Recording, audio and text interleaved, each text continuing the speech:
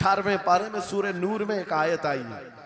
उस आयत के बारे में मैं बताता हूं बाद में, लेकिन 18वीं सदी में एक साइंसदान जो अमेरिका की सफर पर था, उसने अटलांटिक ओशियन में एक जगह ऐसी देखी जहां पर इतना अंधेरा है कि हाथ निकालो तो भी नजर नहीं आए, सूरज की रोशनी भी नहीं पड़ती।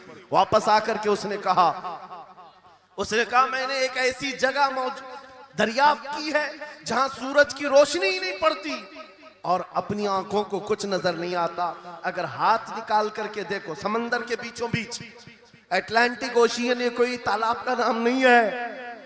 ये लंबा सफर तय करके कोई एक जगह को ढूंढ लिया एक साइंसदान और आकर के दुनिया को बता रहा है मैंने एक ऐसी जगह मालूम की जहां पर खूब अंधेरा होता है, हाथ भी नजर नहीं आता। जब वो आकर के बताता है, एक आलिम रब्बानी ने कुरान की आयत पढ़ी। मौला कुरान में फरमाता है इज़ा अखरज यदहु लम यकद यराहा व मन लम यजअलिल्लाहु लहू नूरन फमा लहू मिन नूर। कुरान में अल्लाह फरमाता ज़ुलुमातुम बअदुहा फौक़ बअद। एक जगह हमने ऐसी बनाई है जहां अंधेरियों पर अंधेरियां हैं, जहां हाथ भी निकालोगे तो हाथ नजर नहीं आएगा। कुरान में 1400 साल पहले ये जब बात आई, उस साइंसदान को बताया गया, ये तो अल्लाह ने कुरान में बयान किया है। अब और ताज्जुब की बात क्या है सुनो। वो आया साइंटिस्ट, कहा ये किसकी बयान की हुई किताब है? कहा मोहम्मद रसूलुल्लाह की, मक्का में पैदा हुए, मदीने में जिंदगी गुजारी, आकीब दिन की। उसने कहा मैं उनके बारे में जानना चाहता हूं। हो सकता है वो समंदरों के बहुत बड़े माहिर थे, वो समंदरी उलूम के बारे में बहुत कुछ जानते थे, उन्होंने जिंदगी का बहुत सारा हिस्सा समंदरों के सफर में गुजारा होगा। उस जमाने में उनको अटलांटिक ओशियन में मौजूद ये अंधेरा कैसे पता चला? ताज्जुब की बात है, हैरत की बात है। जब उस साइंसदान से कहा गया ए अजीज, हकीकी बात तो यह है कि पूरी 63 साला जिंदगी में मेरे आका एक बार भी समंदर के पास नहीं गए, एक बार भी इत्तेफाक नहीं हुआ। तब वो कहता है जो बंदा कभी समंदर के सफर पर गया ही नहीं और वो अटलांटिक ओशियन में मौजूद अंधेरियों की बात करता है, तो फिर ये अपने पेट से नहीं, ये अल्लाह की बात कर रहा। क्या बात, बेशक बेशक, ये खालिक समंदर की बात कर रहा है, बेशक, जिसने वो अंधेरियां पैदा की। मेरे अजीजों, आपसे मेरा खिताब इसलिए है कि जो ज़ख़ीरे अल्लाह ताला ने हमारी किताब मुक़द्दस में रखे हैं, इसको हल करते करते लोगों के बाल सफेद हो गए। और तुम तो अखलाक सीखने के लिए ऐसे लोगों के पास जाते हो जिनको पेशाब करने का तरीका नहीं मालूम। क्या बात, बेशक, कुरान के उलूम क्या कम है तुम्हारे पास? अब मैं आता हूं, ये तो साइंसी बातें हो गई, मैथमेटिक्स तो पूरा कुरान में इतना है, बयान करते करते मैं सुबह कर डालूं। कुरान पाक के अददी एजाजात, कुरान पाक के हिसाब, रियाजी, मैथमेटिक्स के फंडे, बहुत कुछ है। फिजिक्स के बारे में है, ज्योग्राफी के बारे में है, अलजिब्रा के बारे में है, साइंस के बारे में है। ये तमाम उलूम तो एक मिसाल के तौर पर मैं आपके सामने रख रहा हूं, लेकिन अफसोस मैं उस कौम से बात कर रहा हूं जिस कौम ने कुरान को छूना भी बंद कर दिया है। जाकर के देखें, आज ही जाकर के देखें, घरों के अंदर तुम्हारे टीवी, फ्रिज और वॉशिंग मशीन तो धूल से साफ होंगे, रोजाना साफ करते होंगे। कुरान को हफ्ते हो गए कभी छुआ भी नहीं, गर्द जमी हुई, धूल लगी हुई है। कुरान के साथ ये नाइंसाफी बंद कर दो, कुरान के साथ ये दोहरा मेयार बंद करो। आपको पता है क़यामत के दिन मेरे आका फरमाते हैं, जो दो चीजें जिसकी हिमायत में आ गई उसको जन्नत में जाने से कोई नहीं रोकेगा, और दो चीजें जिसके खिलाफ खड़ी हो गई फिर उसको दोज़ख में जाने से भी कोई नहीं रोक सकता। हुजूर से पूछा गया वो दो चीजें क्या हैं? हुजूर फरमाते हैं जिसकी हिमायत में रमजान और कुरान खड़े हो गए उसका जन्नत में जाना तय हो जाता। क्या बात, वाह वाह। और जिसके खिलाफ खड़े हो गए रमजान और कुरान, हुजूर फरमाते फिर उसका दोज़ख में जाना तय हो जाता। अल्लाह अकबर। अल्लाह के रसूल, दानाए ग़ुयूब, कायनात के सरदार मेरे आका दुआ करते हैं, अल्लाहुम्मा जअलिल कुरान हुज्जतन लना ला हुज्जतन अलैना।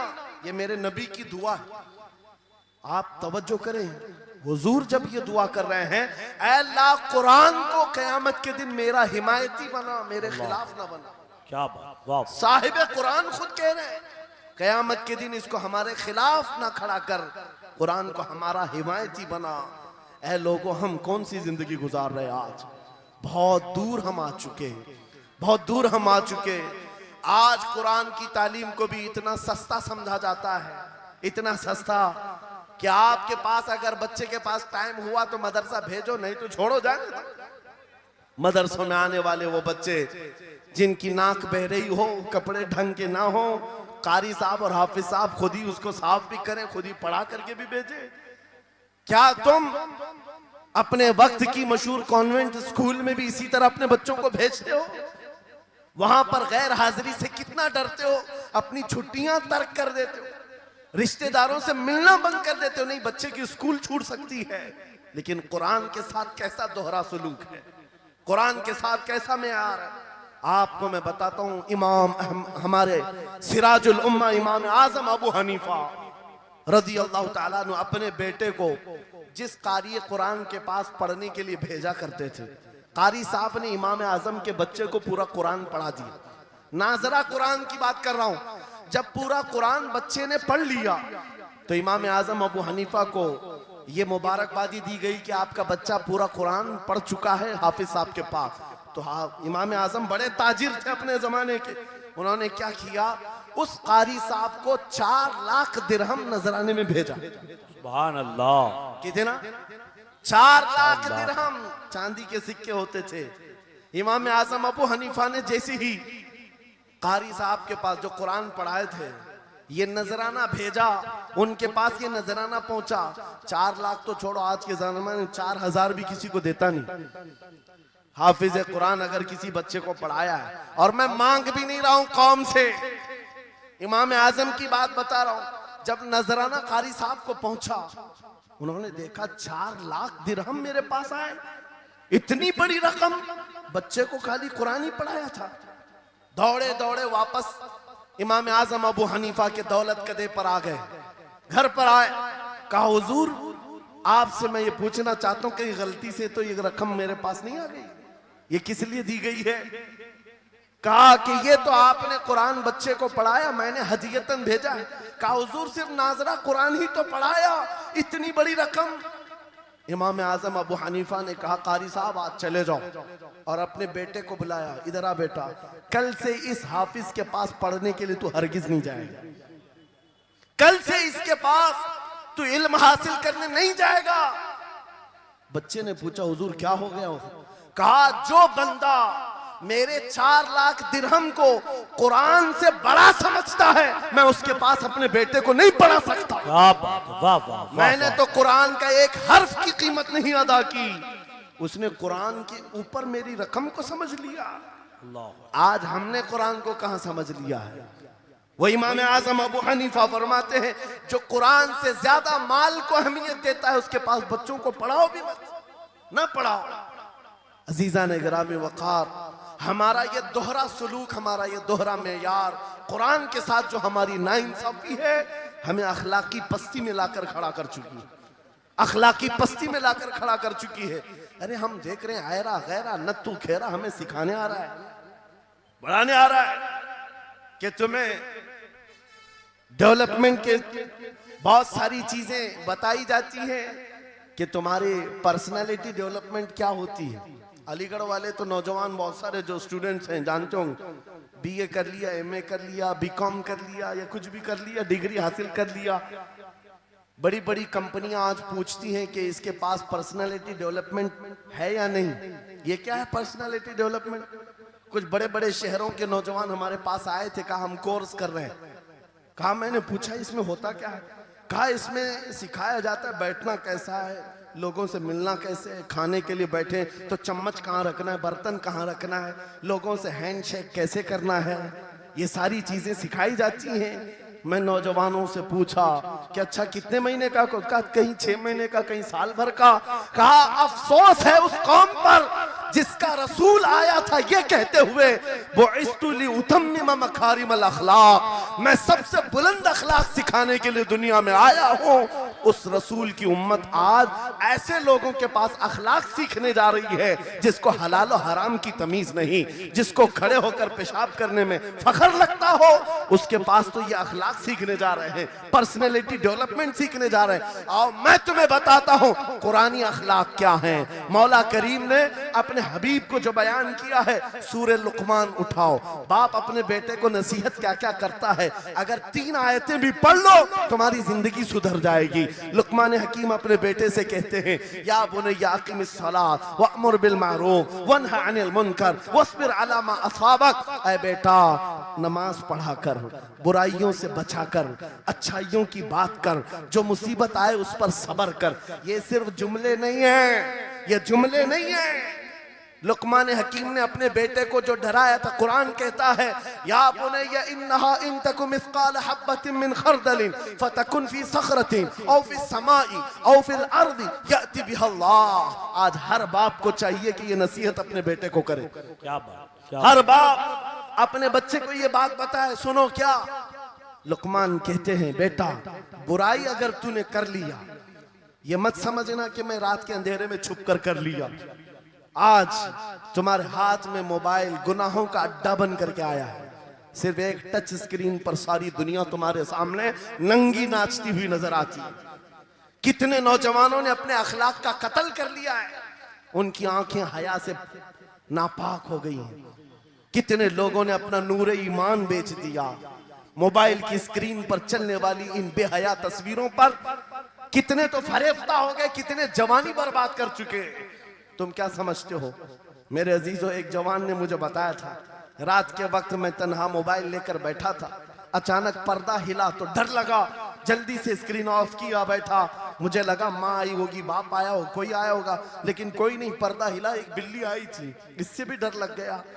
मैंने कहा पर्दे के हिलने से इतना डर है कि कोई आ जाए, तेरा ईमान कहां गया। वो मौला कहता है, यअलमु खाइनतल अयुनि वमा तुख्फी सुदूर। वो रब तुम्हारे दिलों में गुजरने वाले हालात को भी देख रहा है, बेशक तुम्हारी आंखों की खयानत को भी वो देख रहा है। जब तुम्हारा यकीन ही खत्म हो गया तो क्या करोगे। इसीलिए अरबी का मशहूर मकौला है, इज़ा लम तस्तही फफ़अल मा शिअत वस्ना मा शिअत। जब तुम्हारे अंदर से हया निकल जाए तो जो चाहे करो, जो चाहे कर लो। आज लुकमान हकीम की वो बात मैं पेश कर रहा था, आयत मुकम्मल करता हूं। बाप अपने बेटे से कहता है, अगर बुराई कर लिया तूने, अगर बेहयाई हो गई, ये मत समझ के बहुत छुप करके किया। आज से 4000 साल पहले लुकमान हकीम कह रहे हैं अपने बेटे से, अगर बुराई तो आसमानों में जाकर करेगा, या पहाड़ के अंदर घुस कर करे, या जमीन के अंदर जाकर करे, कहीं पर भी कर ले। जबकि ये तीनों चीजें उनके जमाने में नहीं थी। न पहाड़ों के अंदर जाकर के करने का तसव्वुर, न जमीनों के अंदर जाने का, न आसमानों में उड़ने का तसव्वुर। ये सब आज के दौर में मुमकिन है। और लुकमान हकीम कहते हैं, अगर तू इन सब जगहों पर जाकर कहीं पर भी करेगा, याति बिहल्लाह, अल्लाह वो तेरे सामने लेके आएगा। बेशक फमन यअमल मिस्काल ज़र्रतिन खैरन यरा वमन यअमल मिस्काल ज़र्रतिन शर्रन यरा। तुम अगर राई के दाने के बराबर भी नेकी करो, अल्लाह वो तुम्हें दिखाएगा। राई के दाने के बराबर भी बुराई करो, अल्लाह तुम्हें दिखाएगा। अखलाक सीखने के लिए दूसरी जगह जाते हो, अगर ये फार्मूला किसी को याद हो जाए, मैं कहता हूं सारे सीसीटीवी कैमरे बंद हो जाए। इस बंदे को कोई बहका नहीं सकता, जिसके दिल में सिर्फ इतना ख्याल है कि मेरा मौला मुझे देख रहा है, बेशक बेशक मेरा रब मुझे देख रहा है। उसकी निगरानी के लिए किसी कैमरे की जरूरत नहीं, किसी सीसीटीवी की जरूरत नहीं। अजीजा ने गिरामी औकार, बच्चों के दिलों में अखलाक बाद में आएंगे, अल्लाह का खौफ उनके दिल में डालो। अल्लाह देख रहा है, एक दिन तुम्हें हाजिर होना है, सब लाया जाएगा, सब लाया जाएगा। जो कुछ किया था, जो कुछ कहा था, सब लाया जाएगा। लुकमान हकीम ने अपने बेटे को अखलाक सिखाया। क्या सिखाया? वक़्सिद फी मशीका वग़दुद मिन सौतिका इन अनकरल अस्वाति लसौतुल हमीद। चलना हो तो मियाना अंदाज में चलो, ऐसे नहीं कि अकड़ कर चलना है या झुक कर चलना है। एतदाल के साथ चलो और आवाज को नरम रखा करो। बेशक कुरान कहता है सबसे बुरी आवाज गधे की आवाज है। लोग आज चिल्लाते हैं एक दूसरे को, ठट्टे मारते रहते हैं। ये महफिलों के आदाब भी नहीं, ना ही तुम्हारे अखलाक हैं।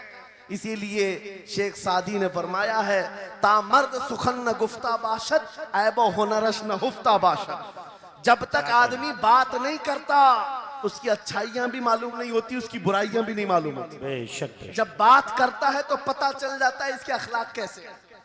बात करता है तो समझ में आ जाता है कौन सी कैटेगरी का है। इसलिए अपनी जुबान को ऐसी रखो कि दुनिया तुम्हें आला नस्ल का समझ सके। बात करो तो तमीज के साथ, चीख पुकार करना, एक दूसरे को इस तरह से बात करना नौजवानों में आज आम हो गया। कुरान कहता है अपनी आवाजों को पस्त करो। एक और बात रब फरमाता है, वला तुसइर खद्दक लिन्नास, लोगों को से मुंह मोड़ करके बात मत करना। सामने तुम्हारे कोई खड़ा है और तुम इधर घूम करके बात कर रहे हो, ये आज फैशन हो गया है। पीछे पलट करके बात करना, इधर देख करके उसको बात करना, लोग ये समझते हैं फैशन है।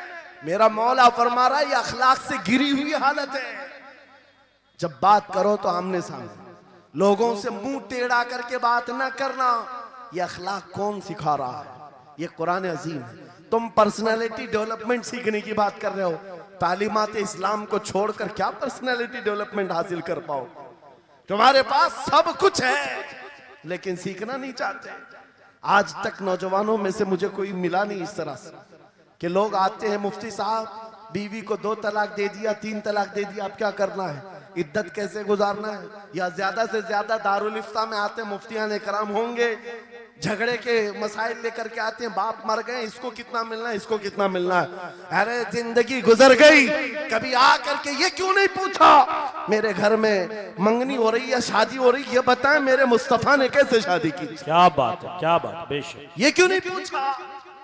मैं बीमार हो गया हूं, मुझे बताएं रसूलुल्लाह ने बीमारी के आलम में क्या कहने का हुक्म दिया? क्या बात, अगर तलब हो मेरे नबी के पीछे चलने की तो बंदा ढूंढ ढूंढ कर चलेगा, बेशक, ढूंढ ढूंढ कर चलेगा। बेशक। हजरत इमाम अबू यूसुफ के बारे में और बाद ने इमाम अहमद बिन हम्बल के बारे में कहा कि आपने कलिंगड़ खाने का बहुत शौक था, तरबूज, आप तरबूज कहते हैं? हाँ, हमारे यहाँ मुंबई में इसको कलिंगड़ कहते।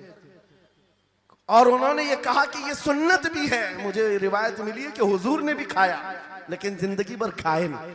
मुरीदीन ने पूछा कि हुजूर जब सुन्नत भी है और आपको शौक भी है, खाते क्यों नहीं? कहते हैं अब तक मैं वो तरीका ढूंढ रहा हूं कि मेरे नबी ने कितने टुकड़े करके खाए। अल्लाह अकबर, अल्लाह अकबर, वाह वाह। मुझे वो तरीका चाहिए। हुजूर के पीछे चलने वाला ढूंढ ढूंढ करके अमल करता है। और आज हमने जिंदगियां ऐसी बनाई हुई हैं कि लगता है दारुल इफ्ता, मुफ्ती और उलमा सिर्फ तलाक के लिए हैं, ये इद्दत के मसले पूछने के लिए, विरासत के मसले पूछने के लिए। अरे हमें भी काम दो, हम ढूंढ ढूंढ कर तुम्हें बताएं मेरे नबी चलते कैसे थे, मेरे नबी बात कैसे करते थे, लोगों से मुसाफा कैसे करते थे, लोगों के सामने आते तो कपड़े कैसे पहनते थे, मेरे नबी की नमाजें कैसी थी, हुजूर जब दस्तरखान पर बैठते कहां से शुरू करते कहां से खत्म करते। इस काम पर भी तो उलमा को लगाया करते ताकि तुम्हें पता चलता मुझे कहीं और से अखलाक सीखने की जरूरत नहीं, दुनिया के सारे अखलाक मेरे नबी के कदमों में मौजूद।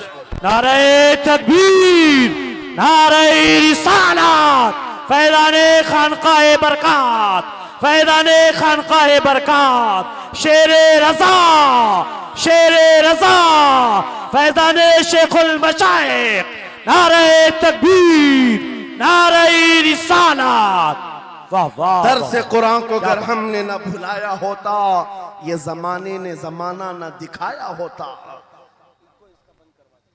इको बंद कर दो, इको। कुरान पाक के सिलसिले में मुझे बयान करने का हुक्म दिया गया, बस मैं वही बातें कर रहा हूं। मैं आपको अपने मौजू से जो मुताल्लिक है वो बातें अर्ज करता हूं। कुरान क्या तमीज सिखाता है। आज घर घर के अंदर जो एक बहुत बड़ी बला आई हुई है, हर तीसरा चौथा घर ये शिकायत लेकर के आता है बेटा हाथ से निकल गया, बेटी हाथ से निकल गई। माँ बाप इस बात के लिए रोज परेशान है, बेटा हाथ में नहीं आता, बेटी हाथ में नहीं आती। जहां ये जवान हुए 10वीं पास किया, ये मुंह दिखाते हैं हमको, आंख फिराते हैं हमको। फरमा बरदार बच्चों की कमी बहुत कम हो गई। गलती इन बच्चों की नहीं, उन माँ बाप की भी है। तुमने इनकी तरबियत तो खिलौनों से की है, इनकी तरबियत में तो तुम चाहते थे कि हर संडे इनको पिकनिक पर ले जाएं, बच्चा खुश हो जाएगा। इनको घुमाएंगे फिराएंगे, जो बच्चा मांगेगा सब ला कर देंगे। अरे ये 14 साल का नहीं हुआ, हाथ में मोबाइल भी पकड़ा दिया, सब कुछ कर दिया बच्चे के लिए। और अब बाप ये सोचता है ये 16 साल का हो जाए तो मेरी बात मानना चाहिए। एक बात याद रखो, जमीन में अदरक बो करके गन्ना आने की उम्मीद मत रखना। बेशक बेशक। जो बोते हो वही फसल आती है। मेरे नबी ने फरमाया, अल्लिमु औलादकुम सलासा खिसालिन, हुब्ब नबीकुम व हुब्ब अहली बैतिही व तिलावतल कुरआनिल करीम। मेरे आका की हदीस है, हुजूर फरमाते हैं अपनी औलाद को सबसे पहले 3 बातें सिखाओ। 3 बातें सिखाओ। क्या है? नंबर 1, अपने नबी की मोहब्बत सिखाओ। बेशक सुभान अल्लाह। क्या होगा इससे? तुम जिस बात के लिए आज परेशान हो ना, 16 साल के बाद मेरा बच्चा मेरा फरमाबरदार बने, याद रखो तुम अगर इस बच्चे को नबी की मोहब्बत डालो, 16 साल नहीं तुम्हारा बेटा 60 साल का होगा, तब भी सर झुकाकर तुम्हारे साथ खड़ा रहे। क्या बात। बेशक बेशक। तुम उसके दिल में अल्लाह रसूल की मोहब्बत डालो, अल्लाह तुम्हारी मोहब्बत उसके दिल में डाले। बेशक बेशक। ये रिटर्न दिया जाता है। नंबर 1 अपने नबी की मोहब्बत, नंबर 2 रसूल पाक के अहले बैत की मोहब्बत। मेरे आका फरमाते हैं बच्चों को सिखाओ। तीसरी चीज कुरान की तिलावत। ये 3 चीजें सिखाओ सबसे पहले बच्चों को। लेकिन इन 3 चीजों से तो हम बच्चों को छोड़ ही चुके। सबसे पहली चीज जो सिखानी थी वो अपने नबी की मोहब्बत। अजीजा ने गिरामी वखार, आज घर घर के अंदर ये जो मुसीबतें आई हैं, माँ बाप की नहीं सुनता। माँ बाप अगर जवान लोग अभी शादी कर रहे हैं तो अभी से तय कर लो, बच्चा होगा, ये ख्वाब नहीं देखेंगे पहले इसको क्या बनाना है। तुम अगर अल्लाह उसके रसूल की मोहब्बत डालने की ख्वाब लेकर उस बच्चे की तरबियत करो, इंशाल्लाह वो डॉक्टर भी बनेगा, इंजीनियर भी बनेगा, प्रोफेसर भी बनेगा, लेकिन साथ में आशिक रसूल भी बनेगा। सुभान अल्लाह सुभान। और जहां ये दौलत लेकर के खड़ा होगा, इश्क रसूल की दौलत लेकर खड़ा होगा, और प्रोफेसर भी हो जाए, डॉक्टर भी हो जाए, कुछ भी हो जाए। देखो मशाइख मारा जिनके वालिदैन ने उनकी तरबियत की, उनको दुनियावी उलूम का माहिर तो बनाया है, क्या लेकिन आज तक आपने देखा कॉलेज में पढ़ाने वाला प्रोफेसर लाखों मुरीदीन की दस्तगीरी भी कर रहा हो और उनकी शरीयत और तरीकत को बयान भी करता हो। बेशक। नारे तकबीर, नारे रिसालत, फैज़ाने हसनुल उलमा, फैज़ाने हसनुल उलमा। नारे तकबीर के लिए, वाह वाह वाह। तालीमात इस्लाम के लिए ये घराना आइडियल है। मैं मुबालगा आराई नहीं कर रहा हूं, मुबालगा आराई नहीं कर रहा हूं। जहां पर एक बेटे को बाप ने वक्त का एक बड़ा प्रोफेसर बनाया तुम्हारे इसी शहर का, दूसरा बेटा अगर इनकम टैक्स का चीफ बन चुका हो, क्या बात। तीसरा अगर पुलिस की डिपार्टमेंट में डीआईजी या बड़े ओहदे पर पहुंचा हो। लेकिन हमने हर एक को देखा, चाहे ये दुनिया के किसी मकाम पर जाएं, जब ये अपने असलाफ की बारगाह में आते हैं तो सर झुकाए हुए शरीयत के तरीकत के संगम नजर आते। क्या बात। बेशक बेशक। इसलिए कि इनकी तरबियत सिर्फ और सिर्फ ट्यूशन के बहाने नहीं छोड़ दी गई थी, क्या कहें, लोगों की गोद में डालकर। जैसे आज लोगों को लगता है बच्चे को पढ़ाने के लिए महंगी स्कूल दे दो, अच्छी से अच्छी स्कूल, और बच्चा आए तो शाम में ट्यूशन के लिए किसी टीचर या प्रोफेसर को दे दो। बच्चा तुम्हारी गोद में आया ही नहीं। संडे संडे तो बाप से बच्चे की मुलाकात होती है, और वो भी पिकनिक के नाम पे होती है। क्या कहें। ये हालात जब बच्चों के साथ तरबियत के होंगे तो ये बच्चे जिनसे तरबियत हासिल किए हैं उनके नक्शे कदम पर चलेंगे। लेकिन तुम अगर शरीयत का ट्रांसफर चाहते हो, स्कूल भी पढ़ाओ, ट्यूशन भी पढ़ाओ, लेकिन इश्क़े रसूल की दौलत अपने सीने से इनके सीने में डालो। बिल्कुल बेशक बेशक। अजीज़ा ने गिरामी, मेरा मौला फरमाता है, वक़ज़ा रब्बुका अल्ला तअबुदू इल्ला इय्याहु व बिल वालिदैनि इहसाना। माँ बाप के साथ भलाई का हुक्म मेरा मौला फरमाता है। रब ने तुम्हारे फैसला किया है अल्लाह के सिवा किसी की इबादत ना करो, वालिदैन के साथ अच्छा सलूक करो। और कैसा सलूक? वला तकुल लहुमा उफ़्फ़िन वला तनहरहुमा, उनको उफ तक ना कहो, उनको झिड़क कर बात ना करो। नौजवानों याद रखो, जिस दिन तुमने अपनी माँ या अपनी बाप को उल्टा जवाब देना शुरू किया, उस दिन से तुम पर रिज्क के दरवाजे बंद हो जाते हैं, बरकत के दरवाजे बंद हो जाते हैं। और ये तो बड़ी बात है, हजरत मौलाना रोम फरमाते हैं, माँ या बाप बच्चे को बात करने में जिस दिन डरने लग जाए, पता नहीं मेरा बेटा क्या समझेगा बोलूं, जिस दिन वो तुमसे बात करने में डरने लग जाए, समझ लो दुनिया का सबसे बुरा दिन तुम्हारा शुरू हो चुका है, अल्लाहु अकबर। शुरू हो चुका है। होना तो ये चाहिए कि तुम्हारी जवानी नहीं, तुम्हारी उम्र बीतने को आ गई, अगर माँ बाप को अल्लाह ने सलामत रखा, चाहे वो बूढ़े बिस्तर मर्ज पर हो, उस वक्त भी अदब के बाजू फैलाए हुए हो, अदब के बाजू। आपको पता है सहाबा इकराम बैठे, मेरे आका सल्लल्लाहु अलैहि वसल्लम, एक खातून आई, रसूल खड़े हो गए, अपनी चादर बिछाया, उस खातून को बिठाया। सहाबा कहते हैं हमने एक खातून को, आई हुई खातून को इतना अदब करते हुए रसूलुल्लाह को पहली बार देख रहे थे। वो खातून आई, बैठी, मुस्कुराई, बातें की और चली गई। सहाबा ने पूछा या रसूलल्लाह इस खातून का अदब क्या है? मेरे आका फरमाते हैं ये मेरी दाई, मेरी दूध पिलाने वाली माँ हलीमा सादिया, क्या बात, वाह वाह। पैदा हुए नहीं, दूध पिलाई हुई माँ का यह अदब मेरे नबी ने सिखाया। ये अखलाक कुरान के हैं मेरे अजीजों, कुरान के हैं। याद रखो नौजवानों, इन बूढ़े माँ बाप को आज जितने लोगों ने तरसाया है और उन्हें घुट घुट कर जीने पर मजबूर किया है, वो आज की रात तौबा करके जाएं, तौबा करके जाएं, मुसाफा करें, उनके हाथ चूमें। ये तुमसे क्या तमन्ना रखते हैं? बस इतनी कि तुम अपने पैरों पे खड़े हो जाओ, ढंग का कमाना सीख जाओ। नौजवान को इनका डांटना बुरा लगने लगता है, माँ बार बार चिल्लाती है, बाप बार बार डांटता है, घर छोड़कर भाग गया, फिर उसके बाद याद रखो अल्लाह ताला ऐसे जूतों पर तुम्हें डाल देता है जो तुम्हारी हैसियत के भी नहीं होते, कमतर लोग तुम्हें हाँकते रहते हैं। इससे बेहतर है हमें पैदा की हुई माँ, हमें दूध पिलाई हुई माँ अगर डांटती है, कोसती है, मारती है, ये नेमत है।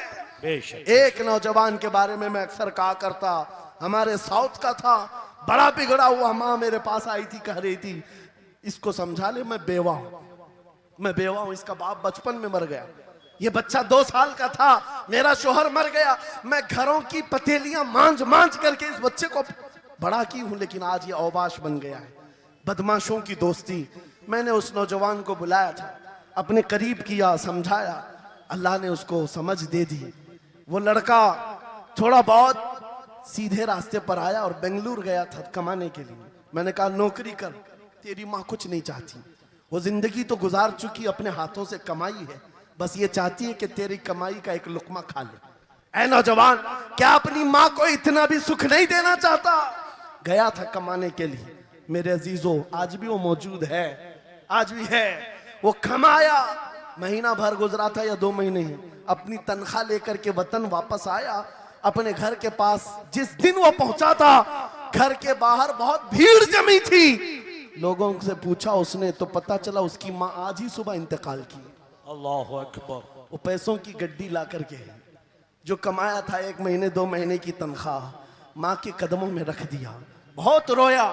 ये बात मैं तकरीरों में इसलिए कहता हूँ, उसने कई बार कहा मुफ्ती साहब नौजवानों को सिर्फ इतनी बात कहें, मैं इस अजाब में रोज मरता हूँ, मेरी माँ जिंदगी भर लोगों के जूठे मांझ करके मुझे खिलाती रही और मैं एक लुकमा मेरी माँ को खिला न सका। जिस दिन मैं लाया था पैसे, ये तो दुनिया से चल पड़ी। मुझे आज रोज इस बात का गम सताता है। आप नौजवानों से खिताब करते हैं, कम से कम इनसे कह दें कि तुम्हारे माँ बाप जिंदा हैं, होश में आ जाओ, अपने हाथों से उनको खिला तो सको, उनके हाथ पकड़कर चला तो सको, इसलिए कि दुनिया की अजीम नियामत है।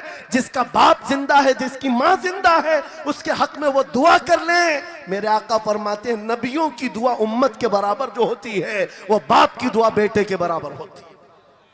आज मैं गुफ्तगू समेटता हूँ, ख़त्म कर देता हूँ, इसलिए कि अखलाक इस्लाम बहुत वसी मौजू है, बहुत वसी मौजू है, लेकिन आपके लिए सिर्फ इतनी बात काफ़ी है कि कुरान को छोड़ करके अगर दूसरी जगह सीखने जाओगे तो मारे मारे फिरोगे। आज वापस आ जाओ उसी कुरान पर जिसको मेरे आका ने हमारे उरूज का जरिया बनाया है। लेके जामे खिताबत की सरमस्तियां वाइज़े अहले सुन्नत चले आइए, जलाले आतिशे बरको सहाब पैदा कर, अजल भी कांप जाए वो खिताब पैदा कर, तेरे खराम में हो जलजलों का राज नेहा, तू हर एक गांव पे एक इनकलाब पैदा कर, तू इनकलाब की आमद का इंतजार न कर, जो हो सके तो अभी इनकलाब पैदा कर।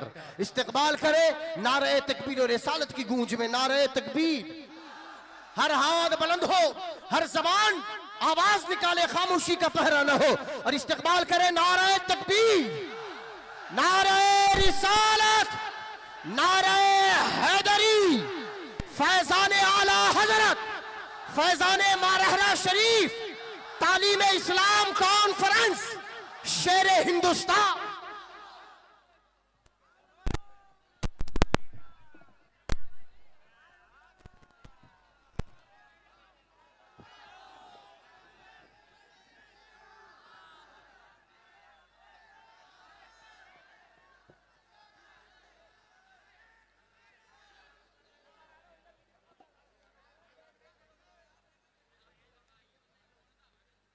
मिंबर नूर पर जलवाबार आबरूए मारहरा, शान बरकातियत, मखदूमना मुरब्बीना व शेखना, हुजूर सईदी अमीन मिल्लत अदाम अल्लाहु इक़बालुहु, साहबजादे आली वक़ार हज़रतुल अल्लाम मौलाना सैयद अमान मियाँ साहब क़िबला अदाम अल्लाहु इक़बालुहु, उलमाए ज़वील एहतराम, असातीन मिल्लत और हाज़रीन अहले सुन्नत व जमाअत, अस्सलामु अलैकुम व रहमतुल्लाहि व बरकातुहू। अल्हम्दुलिल्लाह अल्हम्दुलिल्लाहिल हन्नानिल मन्नान अल्लज़ी खलक़ल इंसान व अल्लमहुल बयान। आप ही आप उतरते थे फरिश्तों के हुजूम, वो अजब शाह था दरबार सजाता भी न था। आप पहले ही मुआफी उसे दे देते थे, मन्नतें करके मनाना जिसे आता भी न था, मन्नतें करके मनाना जिसे आता भी न था। और आप कांधों पे नवासे लिए चल पड़ते थे, गोद में जब कोई बच्चों को बिठाता भी न था।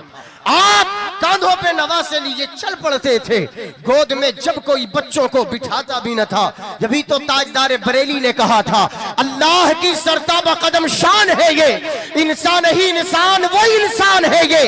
कुरान तो ईमान बताता है इन्हें, और ईमान ये कहता है मेरी जान है ये, ईमान ये कहता है मेरी जान है ये। आइए मैं बिला किसी ताखीर गुजारिश कर रहा हूँ हज़रत मौलाना अलहाज तसद्दुक़ हुसैन साहब से कि तशरीफ लाए और आज के इस पुरनूर और बाविकार कॉन्फ्रेंस में अपनी हाजिरी पेश करने की बाविकार सआदत हासिल करें।